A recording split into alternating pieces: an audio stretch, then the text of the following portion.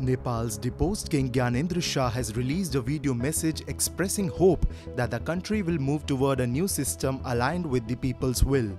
Issuing a 13-minute video statement with an opening address to him as monarch of the Himalayan nation, Shah stated in his New Year wishes that he hopes the country will move toward a new system.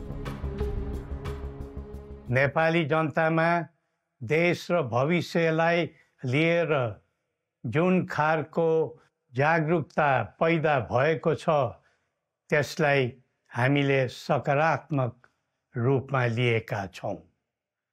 वास्तवमा नेपाली जनतामा रहेको देशभक्तिपूर्ण भावना विश्वमै अनुकरणीय र अनुसरणीय छ।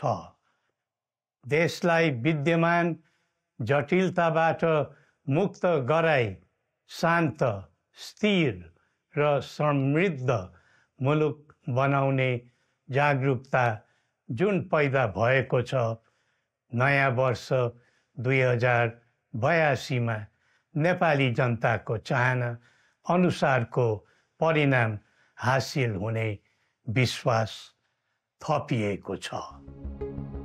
The politically charged statement from the former monarch comes in wake of rising demand for monarchy in the Himalayan nation and a week before the right-wing pro-monarchist party Rashtriya Prajatantra Party hit the streets. The monarch of the Himalayan nation follows the lineage of Shah dynasty, was revered as an incarnation of Hindu god Vishnu. With the abolishment monarchy, it got limited to a very small group, which now again is re-emerging. In the released video, the deposed monarch highlighted that each new year begins with excitement and it often ends in disappointment due to current political instability.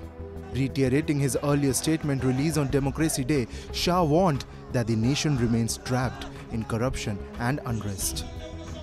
Shah also stressed the monarchy's historical role in safeguarding nationalism and democracy, presenting the constitutional monarchy as a tradition rooted in public sentiment.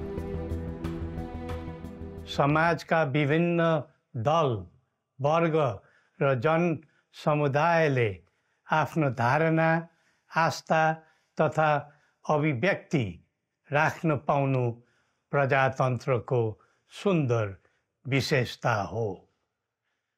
तर त्यस्तो धारणा र मान्यता प्रस्तुत गर्दा सबैले संयम अपनाउनु पर्दछ।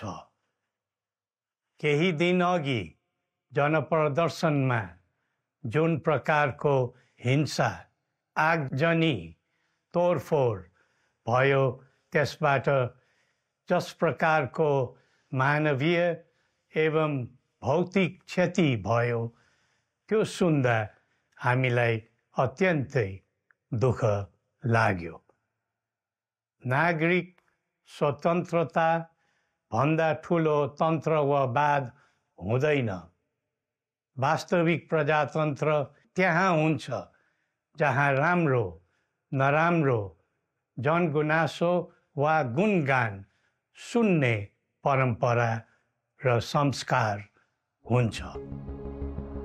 The 77-year-old deposed monarch had come to power for the second time in 2001 following the royal massacre where the entire family of his brother Birendra Bir Bikram Shah was assassinated. 2 years after abolishing nearly 2.5 centuries-old monarchy system, the Himalayan nation became a republic and a secular state on May 28, 2008. With less than 2 decades into the new practice of governance, the Himalayan nation is now divided into two factions of pro and anti-monarchs.